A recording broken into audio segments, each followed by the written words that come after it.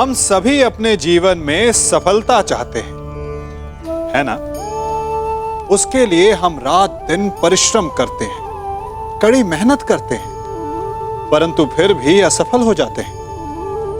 परंतु ऐसा क्यों होता है? कभी सोचा आप सबने? क्योंकि सफलता पाने का मंत्र बड़ा कठिन नहीं, बड़ा सरल है।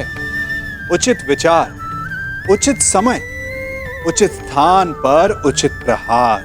जब आपके विचार, समय, स्थान और प्रहार यानी परिश्रम उचित हैं, तो सफलता आप ही को मिलेगी। जिस प्रकार एक लोहार लोहे से कुछ बनाते समय उस लोहे के सही ताप तक के आने की प्रतीक्षा करता है और समय आने पर उचित स्थान पर पर्याप्त बल से प्रहार करता है और लोहा आकार ले लेता है, ठीक उसी प्रकार आपकी सफलता भी आकार लेती है।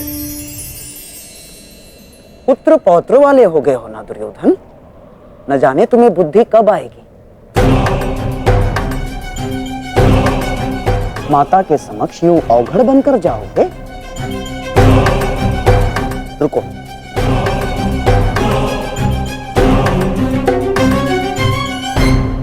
लो, कम से कम इसे अंगवस्त्र बनाकर धारण करो।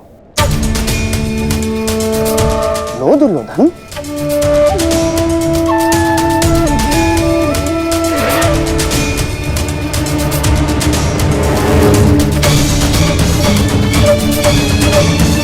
सोच क्या रहे हो दुर्योधन? देखो, मेरी बात मानो, तुम्हारा इस दशा में जाना उचित नहीं होगा। ठीक है मामाश्री।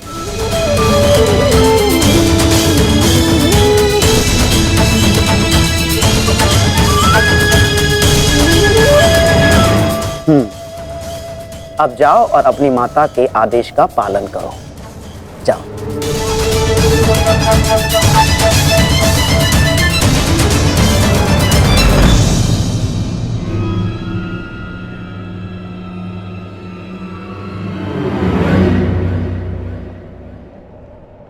कहां से आ रहे हैं युवराज? तुम यहां क्या कर रहे हो वासुदेव? और इससे तुम्हें क्या कि मैं कहां से आ रहा हूं? मेरा कुछ नहीं युवराज, परंतु जब आपकी माता ने अपने समक्ष आपको नग्न अवस्था में आने का आदेश दिया है, तो फिर आप ये पहनकर क्यों जा रहे हैं? उस अवस्था में जाइए जिस अवस्था में आपको आपकी माता ने बुलाया है।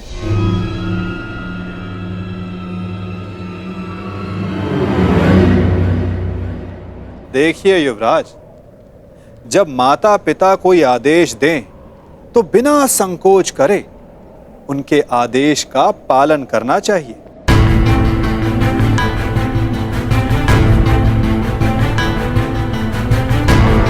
किंतु तुम्हें माता के आदेश के बारे में किसने बताया? नहीं, तुम छलिए हो। तुम फिर से अवश्य मुझे किसी छल में बांधना चाहते हो। मेरी माता के सामने मुझे लज्जित करवाना चाहते हो। नहीं वासुदेव, नहीं, मैं अब तुम्हारे किसी भी छल में नहीं आने वाला। चले जाओ यहां से।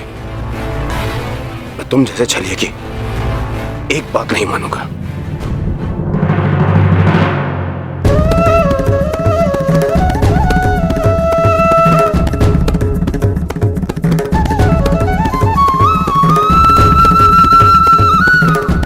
मेरी एक बात नहीं मानना चाहते दुर्योधन, परंतु बात मेरी ही मानिए।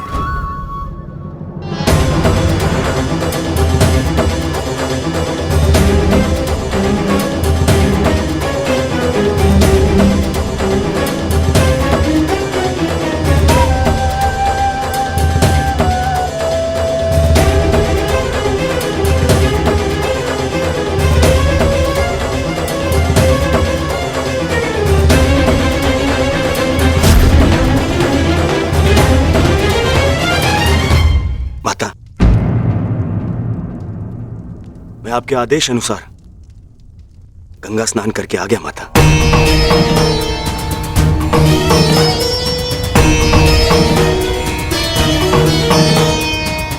मैंने जैसे कहा था तुमने वैसे ही किया है ना पुत्र?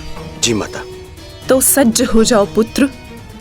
अब मैं तुम्हारे शरीर को वज्र का बनाने जा रही हूं।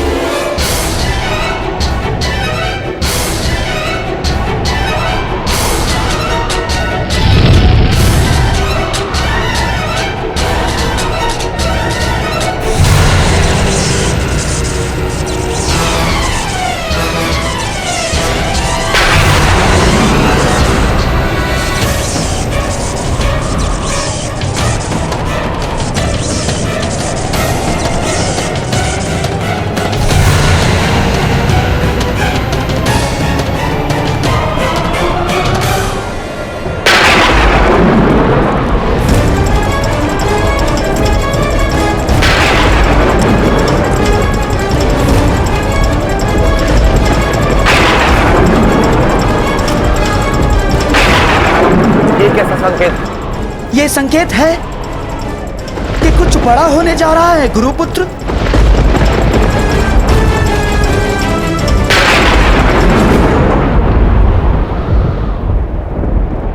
ये सब क्या हो रहा है आर्य? आपके गांडीव से ये स्वर कैसा? ये स्वर गांडीव की प्रत्यंचा का नहीं है पांचाली, मेघ गर्जन का है। परंतु कुछ समय पहले तक आकाश में ऐसा कोई संकेत नहीं था। मुझे भी समझ नहीं आ रहा है, जैसे आकाश में वज्र खड़क रहा हो और प्रतीत होता है कि इंद्रदेव की दृष्टि टेढ़ी हो गई है। नहीं विकोदर, ये संकेत है कि किसी की दृष्टि कई वर्षों के पश्चात किसी पर पड़ी है।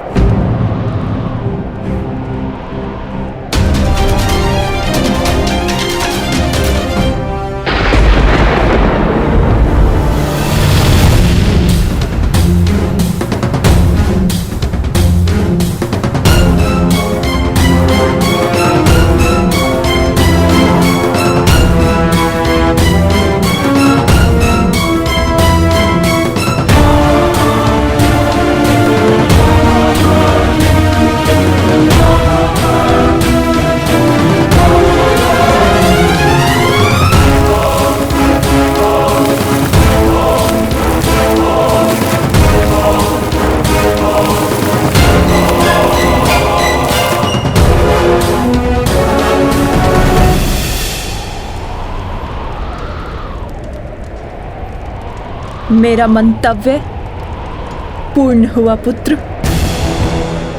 अब कोई तुम्हारा वध नहीं कर पाएगा। महादेव के आशीर्वाद और मेरे तप के प्रभाव से तुम्हारा संपूर्ण शरीर वज्र का हो गया है, जिसे क्षति पहुंचाना असंभव है।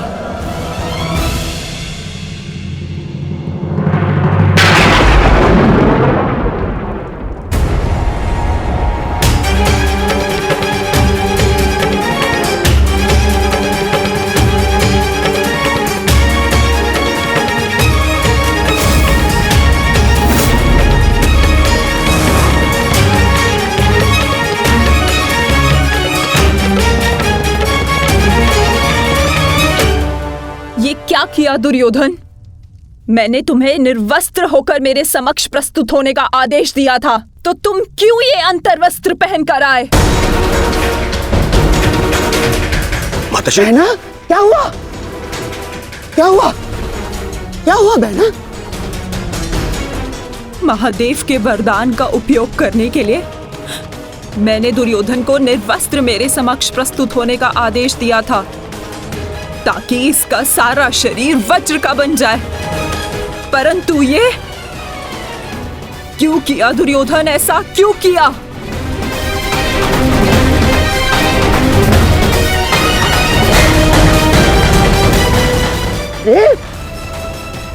तुम कभी कभी बुद्धि का भी प्रयोग कर लिया करो।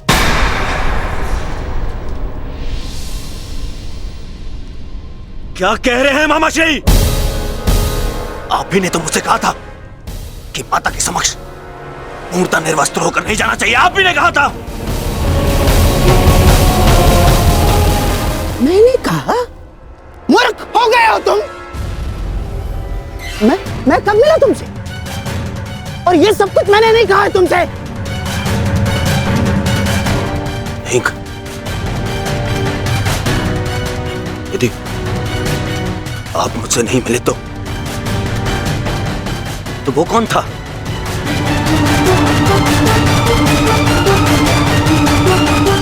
आपके पश्चात मुझे वो छलिया वासुदेव मिला था।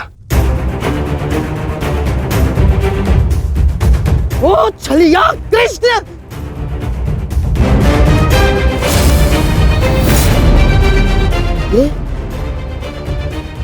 ये सब उस छलिए का किया धरा है दुर्योधन। मैं यहाँ से चलकर जाऊंगा, माताश्री का आदेश है। परंतु यहाँ से महल तक का मार्ग बहुत लंबा है प्रभु, आपको कुछ पहनना होगा। परंतु आप इस भांति अर्धनग्न अवस्था में। मेरी माता का आदेश है। माता पिता के आदेश का अक्षरशः पालन करना कोई आपसे सीखे युवराज। माता के समक्ष यूं अवघड़ बनकर जाओगे? लो, इसे अंगवस्त्र बनाकर धारण करो। जब आपकी माता ने अपने समक्ष आपको नग्न अवस्था में आने का आदेश दिया है, तो फिर आप ये पहनकर क्यों जा रहे हैं? उस अवस्था में जाइए जिस अवस्था में आपको आपकी माता ने बुलाया है।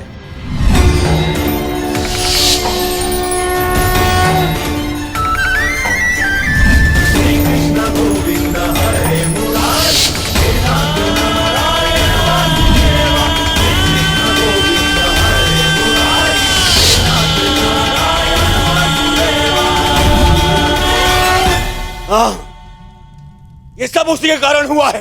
मैं उसे नहीं छोड़ूंगा, मैं उसे जीवित नहीं छोड़ूंगा, जीवित नहीं छोड़ूंगा मैं उसे। बहना, मुझे ऐसा लगता है कि अभी भी समय शेष है। एक बार मेरे होने वाले सम्राट को पुनः देख लो। दुर्योधन, उतारो तुम्हारी ये अंतर्वस्त्र, उतारो। अरे तुम समझ सकते।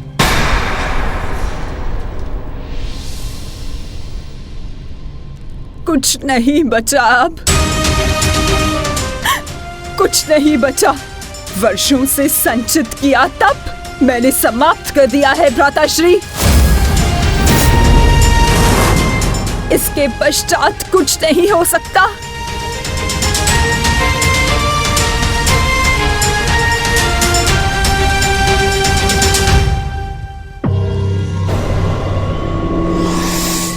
माता, मुझे क्षमा कर दीजिए, परंतु जितना आपने दिया वो पर्याप्त है माता।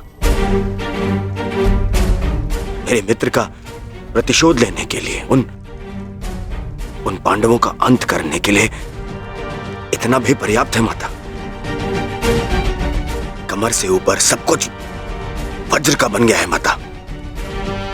और नियम अनुसार भीम कमर से नीचे गदावार नहीं कर सकता।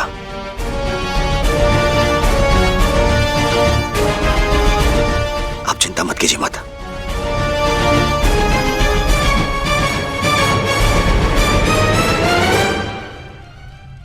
मुझे मेरे युद्ध के लिए सज्ज होना है।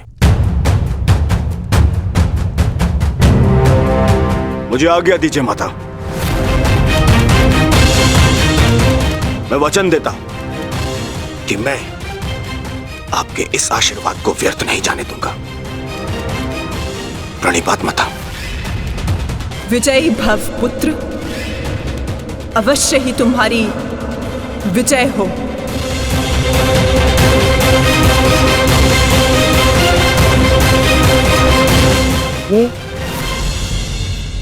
ये सारा खेल उस छलिए कृष्ण का रचा हुआ है बहना।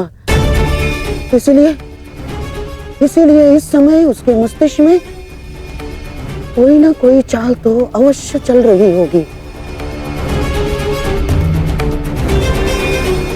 आप कहना क्या चाहते हैं भ्राताश्री? जिसने जरासंध जैसे महायोद्धा के 2 टुकड़े करवा दिए,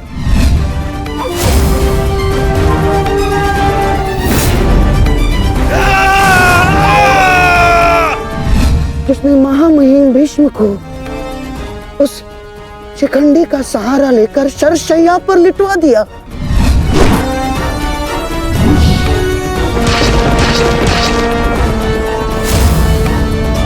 जिसने महाधनुर्धर अंगराज कर्ण का वध करवा दिया बहना। मुक्त करो अंगराज को पार्थ, अंजलि का अस्त्र का प्रयोग करो।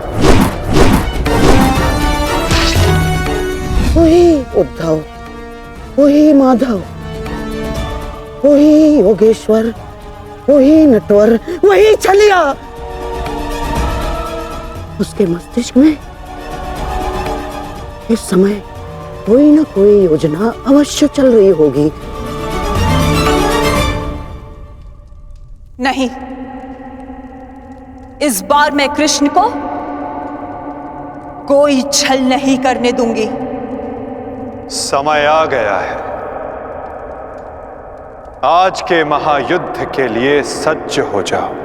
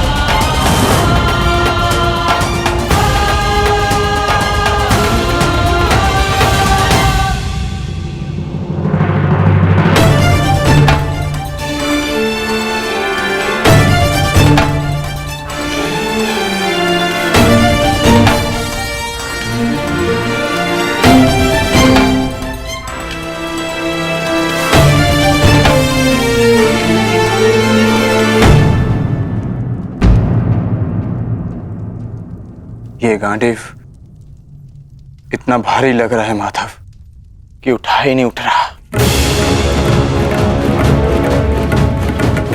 हाँ माधव, ज्येष्ठ की मृत्यु के पश्चात शस्त्र भारी हो गए हैं।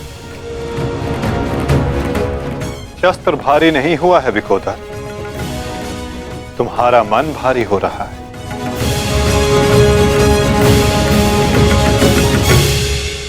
मन को हल्का करो, भुजाओं में बल स्वतः आ जाएगा।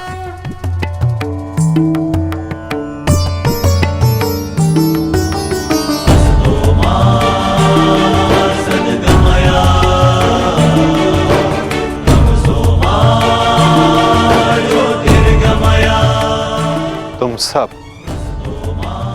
अपने ज्येष्ठ कर्ण के लिए उनके मन की इच्छा, उनके लक्ष्य को पूर्ण करके अपने मन को हल्का कर सकते हो। कर्ण के पश्चात अब तुम सबको उसके परिवर्तन के लिए ये युद्ध करना होगा।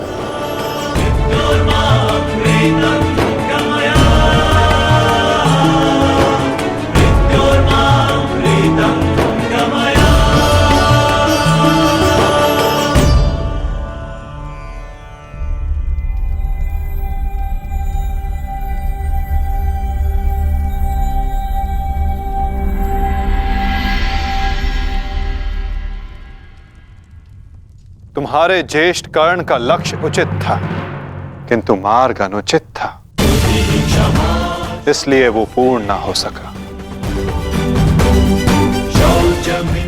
और तुम सबका मार्ग धर्मपथ है, सत्य है, परंतु तुम सबका लक्ष्य अनुचित था, प्रतिशोध। अब उचित मार्ग पे चलकर उचित लक्ष्य के लिए युद्ध करो, परिवर्तन के लिए युद्ध करो, और यही तुम्हारे ज्येष्ठ कर्ण के लिए सत्य में उचित श्रद्धांजलि होगी।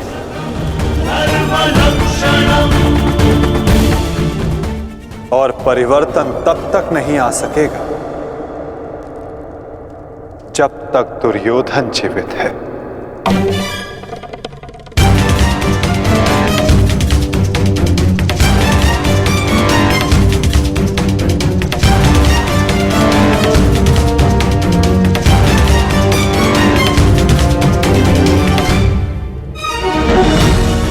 कर्ण के पश्चात अब भी युद्ध भूमि में कुछ अपने हैं जो तुम सब के विरुद्ध खड़े होंगे। कर्ण का शरीर भले ही नष्ट हो गया, परंतु कर्ण की आत्मा, कर्ण की सोच अभी भी जीवित है, और ये सोच बहुत कुछ जीवित कर देती है।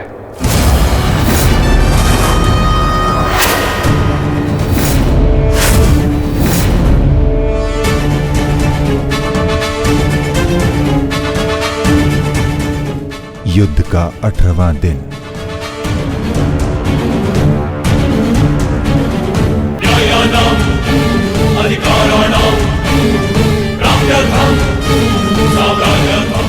कर्ण उस दीपक की भांति है जो बुझने से पूर्व दूसरे दीपक को प्रकाश दे जाता है और फिर उस प्रकाश में लौट कर आता है।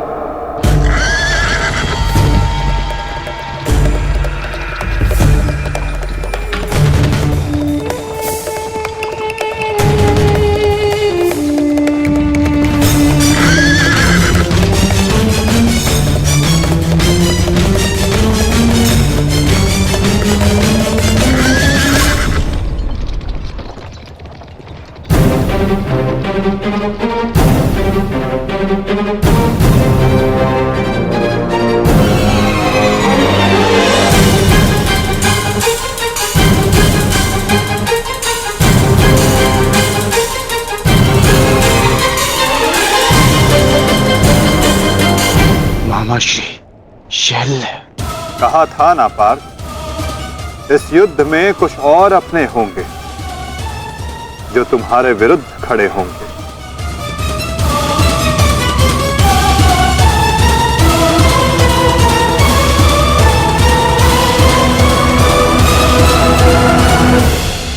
मैं जानता हूं मैं अंगराज नहीं बन सकता, परंतु मद्राज की साहस का दर्शन अवश्य होगा।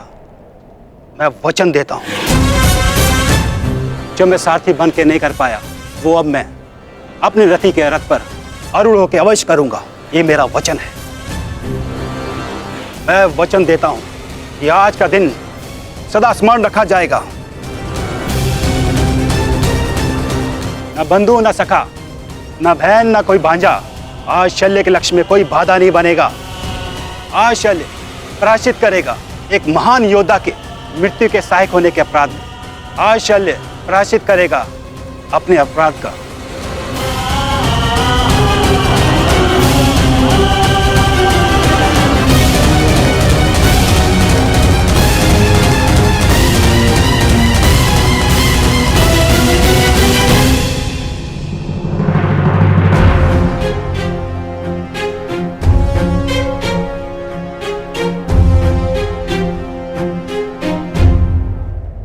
यदि ऐसा है तो आज साथ मिलकर लड़ेंगे शैल्य। आओ मेरे साथ मिलकर मेरे मित्र का प्रतिशोध लो। सर सेनापति शैल्य। सेनापति शल्य की, सेनापति शल्य की, सेनापति शल्य की।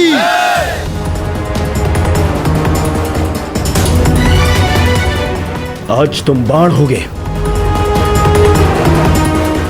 और मैं ढाल।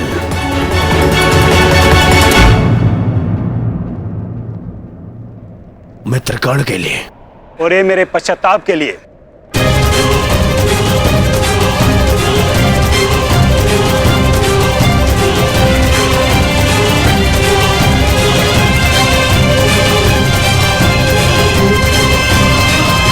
आक्रमण!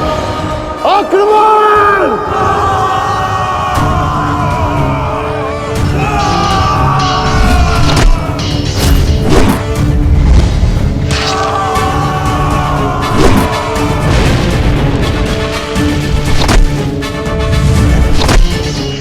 ये महारथी कर्ण के नाम।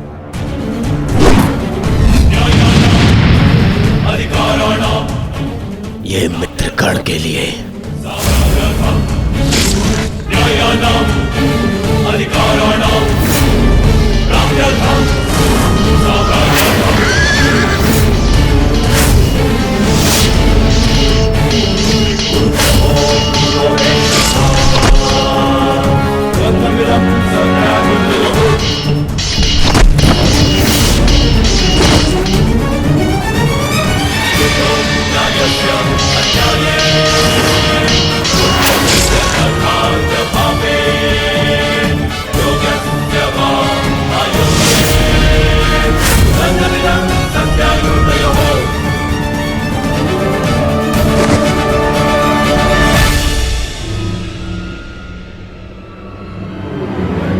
क्यों पार्थ,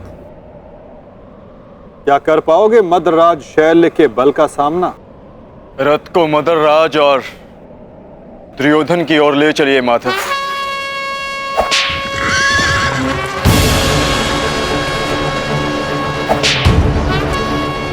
हाथी उस ओर चलो।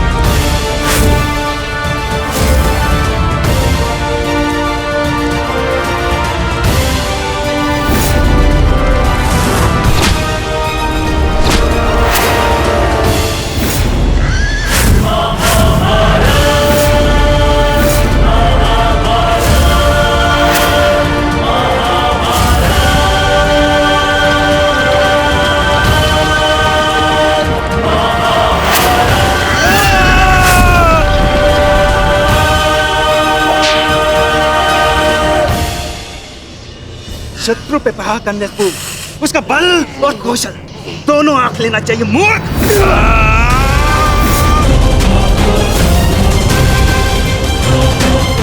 शल्य के समक्ष क्रोध करने वाला आधा बल खो लेता है। इस जोड़ी को ही नहीं, आज मैं दोनों के शरीर को ही तोड़ डालूंगा।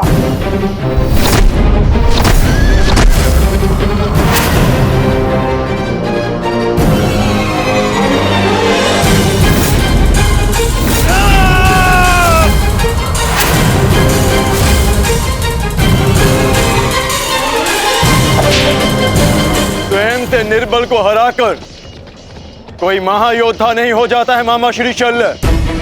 यदि साहस है तो मुझसे द्वंद्व कीजिए। भांजा कुछ मांगे तो मामा को दे देना चाहिए, ये उसका कर्तव्य है। और लाड भी, जैसे तुम्हारी इच्छा अर्जुन।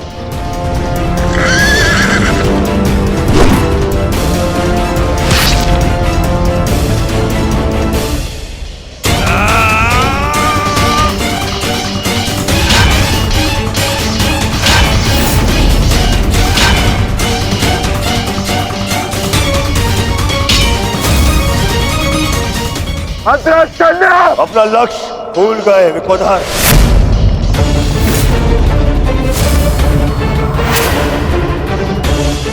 मेरे 99 भाइयों के पश्चात मैं तो हूं तुम्हारा लक्ष्य। प्यार की जब मृत्यु आती है ना तो वो गांव की ओर भागता है। तुम्हें तुम्हारा अंत क्या खींच रहा है दुर्योधन? सावधान दुर्योधन!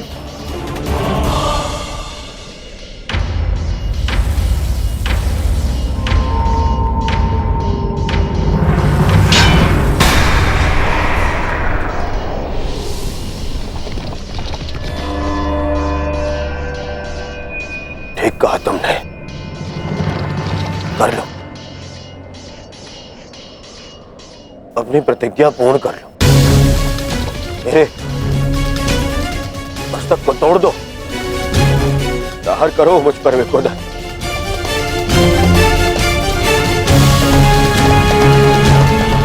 अभी वध कर दो मेरा।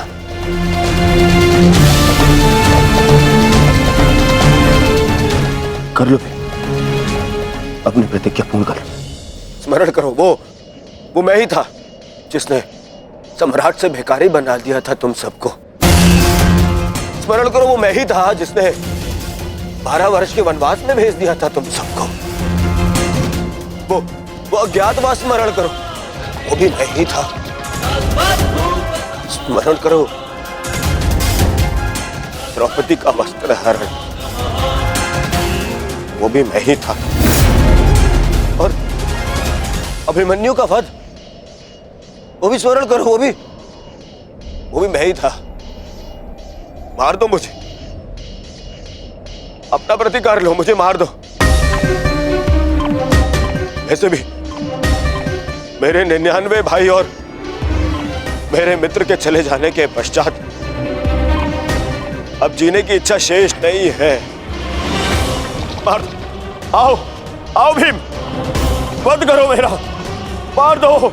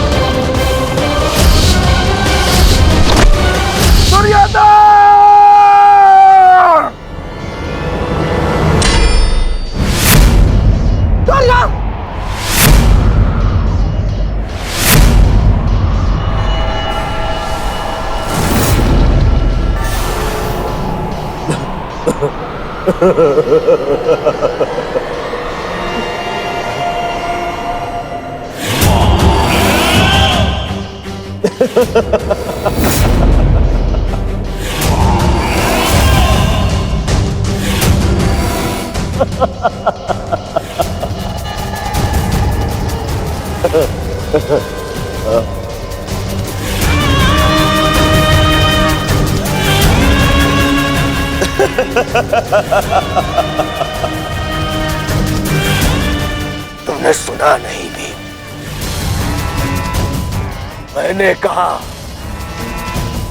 99 भाइयों और मेरे मित्र की मृत्यु के पश्चात जीने की इच्छा शेष नहीं है। यदि कुछ शेष है तो वो प्रतिकार की कामना, प्रतिशोध की इच्छा। आओ भीम, प्रहार करो मुझ पर। ऐसे लोग अपने समस्त परिवार के ऊपर किए गए अपमान का प्रतिशोध ऐसे लोग ऐसे करोगे पूर्ण अपनी प्रतिज्ञा? यार करो, देखो, ना ही मेरे पास कोई शस्त्र है और ना ही कोई दिव्यास्त्र। मेरे हाथ ही मेरे शस्त्र है और मेरा क्रोध ही मेरा दिव्यास्त्र। यार करो।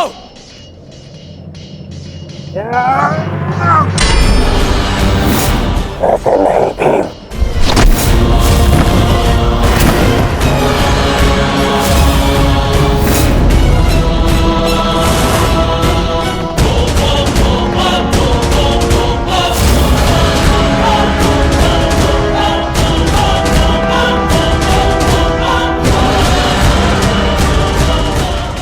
वहां क्या देख रहे हो अर्जुन?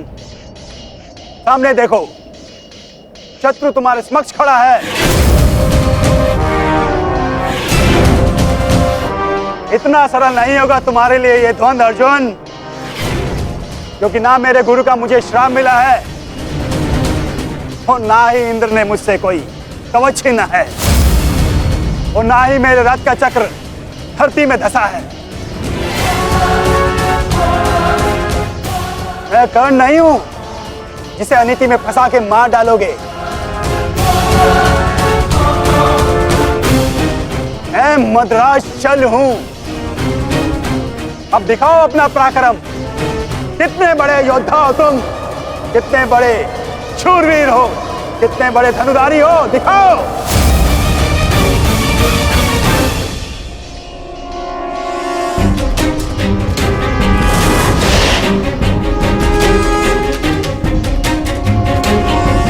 स्मरण रखना पार्थ, कभी कभी क्रोध को अस्त्र बना लेना चाहिए।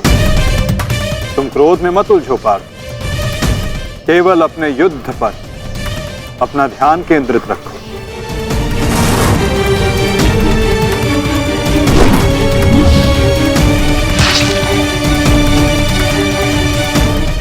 क्रोध हर समस्या का समाधान नहीं होता पार्थ।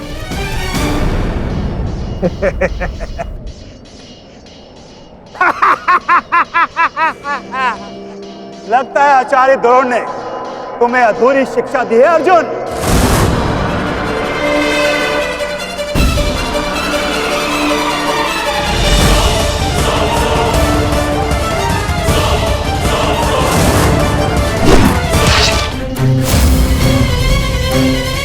संयम पार्थ, संयम।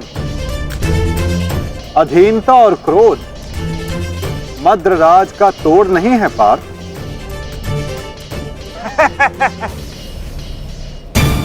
मद्रराज, इस अर्जुन को धनुर्विद्या सीखने का बहुत शौक है। आप इसे धनुर्विद्या सिखाएं।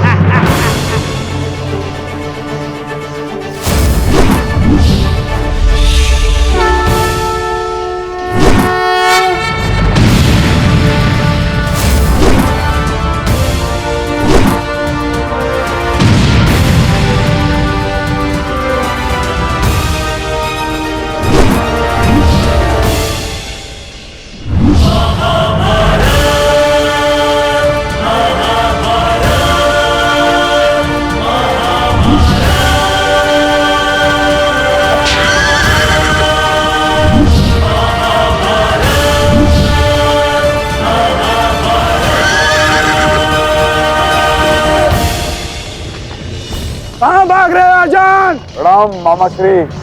क्या सारा लाज अर्जुन पर उड़ेल दोगे? नहीं भांजे भीम, तुम्हारे लिए भी बहुत शेष है। बहुत दिन हुए मल युद्ध किए।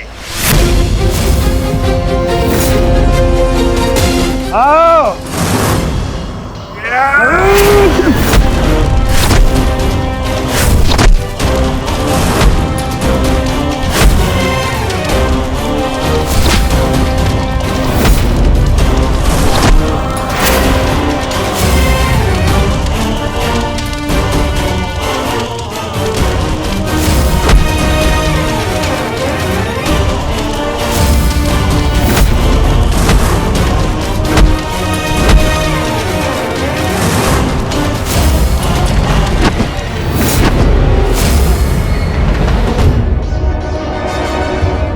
साधो विकोदर भीम, साधो।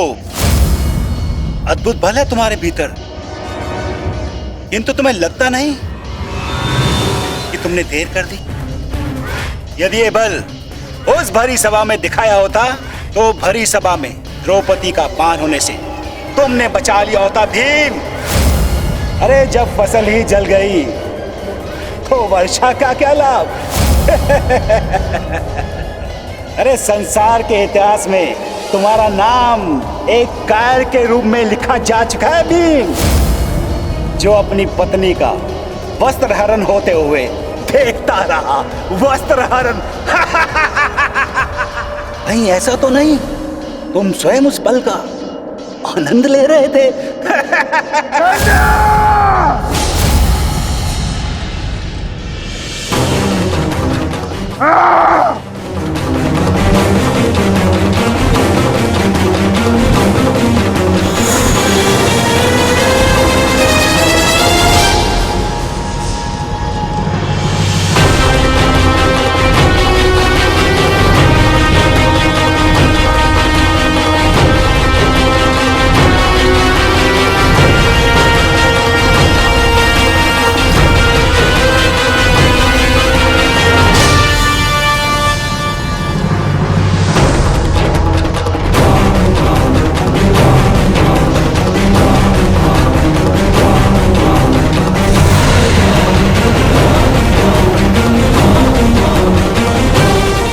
आओ भीम आओ।